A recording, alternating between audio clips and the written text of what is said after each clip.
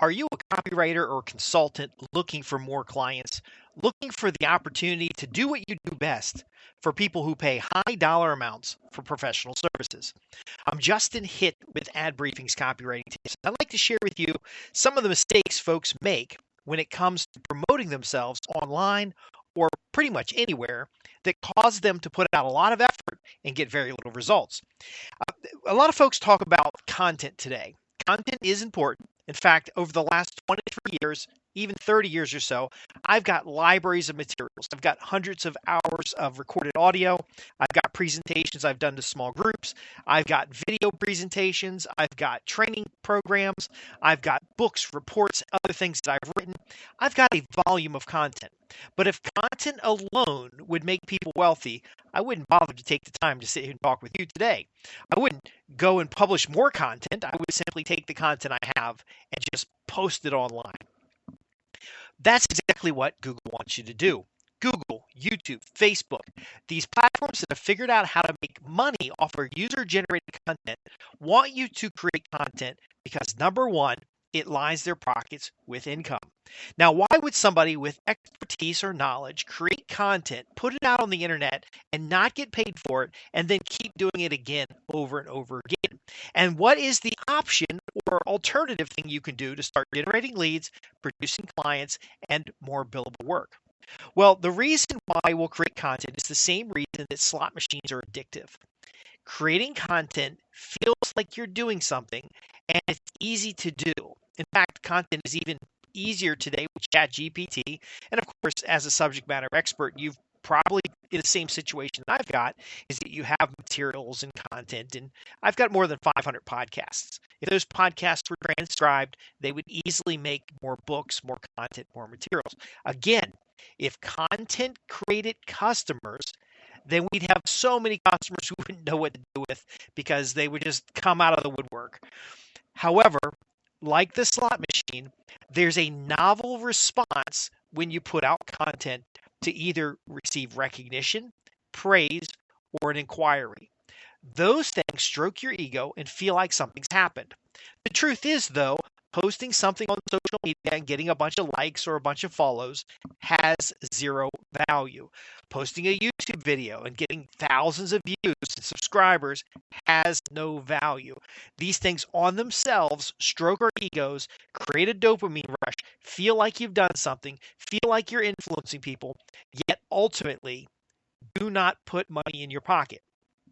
Would you like to know a way that you could do something different that would create and keep profitable customers, that would put money in your pocket by sifting and sorting all the interactions and create a steady stream of leads?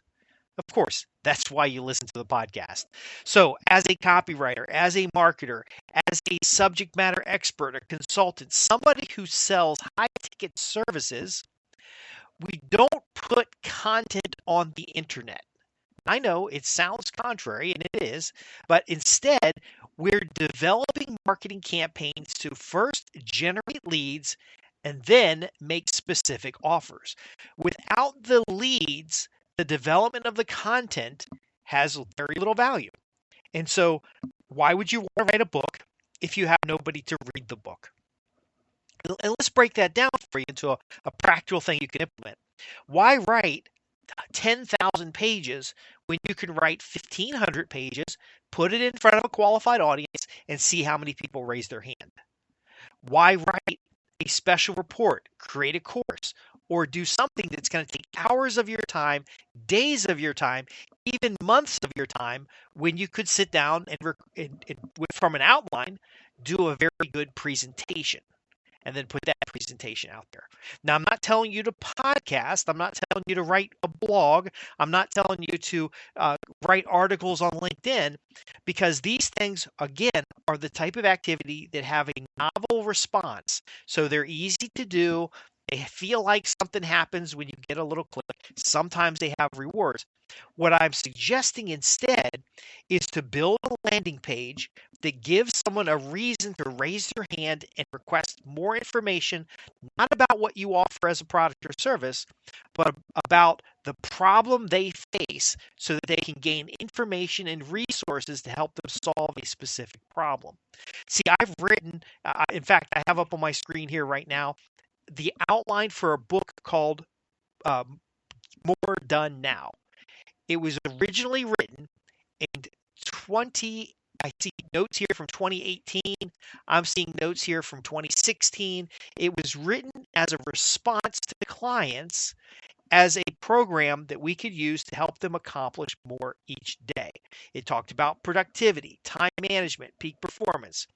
I have all of these materials, hundreds of pages of written materials. Bundling all that up and putting it out online has zero value because I don't know that my current list of prospects, my subscribers, my listeners, the people that are in my contact manager, I don't know that they're specifically interested in accomplishing more each day, increasing their productivity. So again, if I write a landing page and then I write smaller pieces of content, 800, 1,500 words, and I put those out on different mediums to see who's interested in that particular topic, get them back to the opt-in page where they then opt in, finally offering them either a webinar, coaching call, free consultation on the specific subject, something that I can deliver easily, then I can identify who in that marketplace is interested today in going further. Now, what typically happens using this model is I'll end up with a consulting client or a project and no finished report. Now, this report is pretty much finished. If someone called up and said, yeah, we're going to do a paid consultation, and I'd like to get a copy of these tips and tricks that you have about getting more done, I could create a PDF file and give it to them based on the reports I've written in the past. I could refresh the report based on the consultation. But ultimately, the consultation is going to do more to help me get the high ticket service than giving them more information. Again, there's no shortage of content. In fact, Google and YouTube and Facebook and all these platforms keep your prospects so distracted that you're actually doing a better service by driving them down a funnel to become a lead and then to get on a call with you, either a discovery call, paid consultation, or a webinar. Now, webinar gives you the opportunity to have many people on one call. I like group coaching sessions. But ultimately, if you're not talking one-on-one, that's why you're not getting the high ticket services. Now, what do I mean by a high ticket service? First off, all the content you create, if you were to write down everything you know with specific instructions on how to take those steps, and you made the most beautiful information product or home study course or online course, and you don't have anybody to share it with, then you've wasted time. And as we know, time is money. If instead you found an audience that you can serve who has specific problems and you start developing a relationship with these people, you start positioning yourself as an expert and then ultimately getting those people on a mailing list, now you can find out who's interested in having this course, who's interested in consulting. You can have an event. You can have a large consulting day. You can have other things happen. Now, you're probably thinking, well, Justin, how do I position myself as an expert if I'm not constantly vomiting content on the internet because people don't see me and they don't know I exist and they don't know how powerful my knowledge is? Again, it's about establishing credibility with a specific audience. I wrote a book called Establishing Instant Credibility. I didn't write that book for the unknown masses. I wrote that book as a result of several consulting assignments and projects where I took an unknown individual and made them a credible expert to their audience. It started with the audience, not the expert. Because when you understand this, it doesn't matter who the expert is. If there's an audience, you can find an expert. That's a very important lesson we can explore some other time. So instead of writing content for the unknown. We're now writing content for a specific audience. We're developing a Q&A session. A lot of the questions that were sent in, that's how I write the podcasts. The podcasts then get transcribed, they get turned into outlines, they get plugged into other materials. But I'm also writing the podcast out of past materials, recycling what worked in the past, client news, those types of things. So we got the landing page. What do we offer as a result of opting in?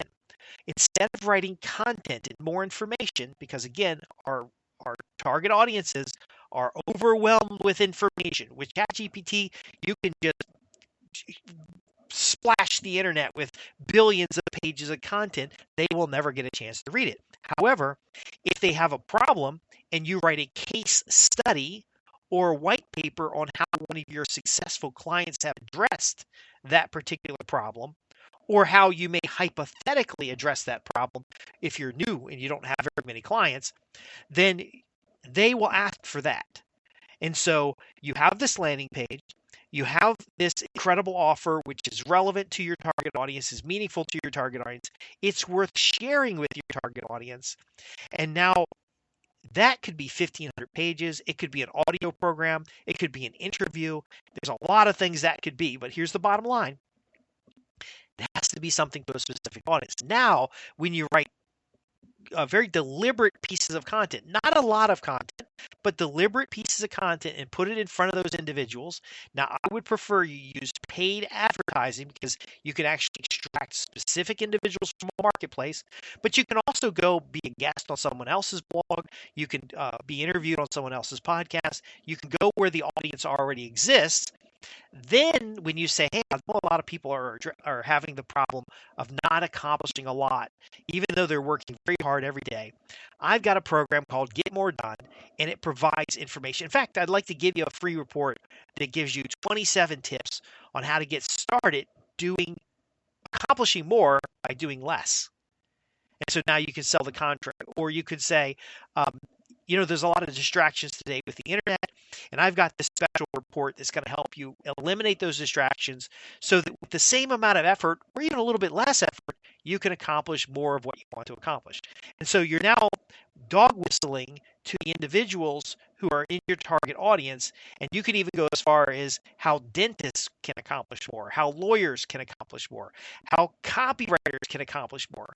And now you're speaking to someone rather than just broadcasting over the internet. And now once you've got confirmation that people are interested in, you can work together with the person or group of people to finish the content with them. There's a reason why that over the last 23 years, I have so much unfinished content. I have libraries of materials, old social media posts, I have audio recordings, and sometimes I'll just give clients a pile of materials because I might have a really good 45-minute training program here, and then another training program over there, and then a short special report or 3 short special reports. And again, it's because I've shortcutted the getting of the clients by marketing rather than trying to broadcast, rather than trying to be all things to everybody, rather than chasing one platform or another.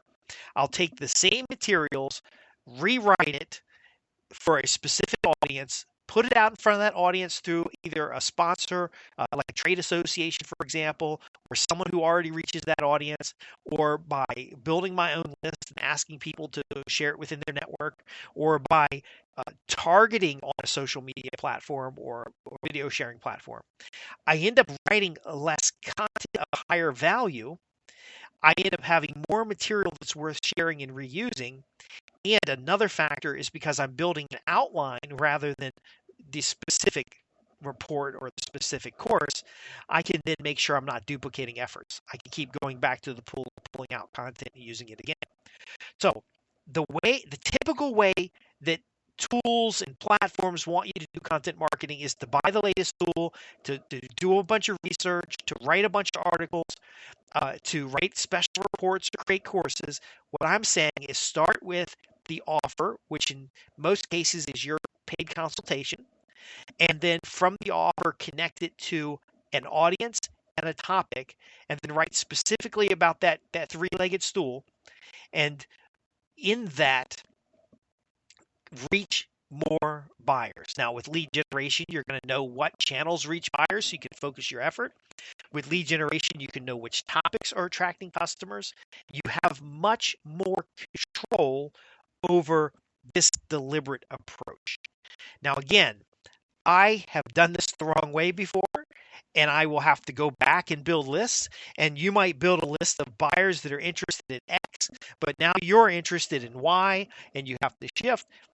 There's a lot of things that can go wrong. However, it's not about writing a volume of content. Writing content is the easy part. As a subject matter expert, I'm sure you can answer questions about your area of interest. That's easy to do.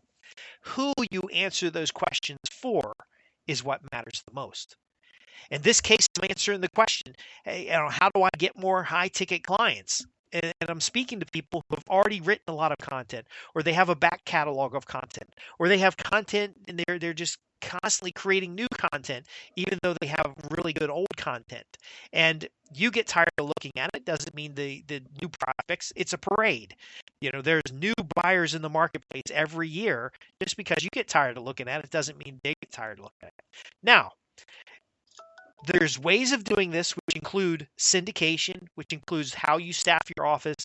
It includes how you set up the offers, because just having the lead isn't everything. I can help you with those things. And the way I help you is to visit www.adbriefings.co.uk. You jump on a group coaching call, you go to the contact page and ask your questions, but you don't wait, because everybody else out there can create volumes and volumes of content to muddle up the water. They're not necessarily going to make any money, and eventually they're going to drop out, but they do muddle the water, and they do distract people who ought to be doing business with you over anybody else. So if you're interested in how to gain credibility with a specific audience, how to position yourself as an expert, how to develop the authority necessary, again, it's not thought leadership. And by the way, isn't it interesting how thought, T-H-O-T, which is people shaking their booty for attention, and thought, as in T-H-O-U-G-H-T, both sound the same, because again, the way most people implement it is the same. Just shaking their booty, hoping something happens. Instead, let's take a deliberate approach, starting with your offer, connecting with an audience under a specific topic. Let's do marketing campaigns rather than creating content. Let's develop products with a buying audience. Everything I've created, I'd say 99% of everything I've created, I was paid to create before I put the first word on a page. Like I knew how many dollars per thousand views I would get before I put a word on a page. I know that a client had paid me a deposit already before I put a word on a page. That's the way you need to be, especially if you're a consultant, a copywriter, or high ticket professional. Don't be throwing all your best stuff out there without some deliberate plan.